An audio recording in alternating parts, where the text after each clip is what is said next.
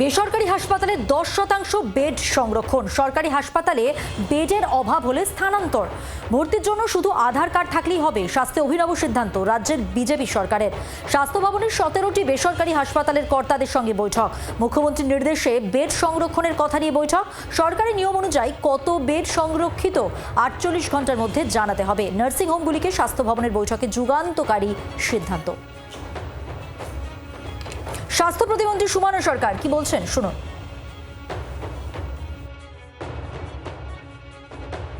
প্রত্যেকটা প্রাইভেট হসপিটালে যেন 10% সিট সেটা যেন রাখা হয়।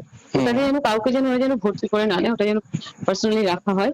আচ্ছা, এখন সেক্ষেত্রে দেখা গেল আমাদের পিজিটিজিতে যদি কোনো পেশেন্ট গেল, বেড অ্যাভেলেবেল নেই, ক্রিটিক্যাল কন্ডিশন, সেক্ষেত্রে ওগুলো তো আমরা হয়তো সুপারিশ করে দিলাম যে ওখানে গিয়ে যাতে সেই পেশেন্ট গুলো যদি ভর্তি হতে পারে, ভর্তি করা যায়, তাদেরকে যাতে করা যায়, করতে হবে, এরকম একটা ব্যাপার। তারা রাজি হয়েছে, তারাও বলেছে ঠিক আছে থাকবে। তো কোথাও একটা 1400 বেড আছে, 10% মানে 140টা সিট। 140টা সিট মানে অনেকটাই। সেক্ষেত্রে অনেক গরিব মানুষও দেখা যায় যে তারাও যাতে সেই পরিষেবাটা পায়।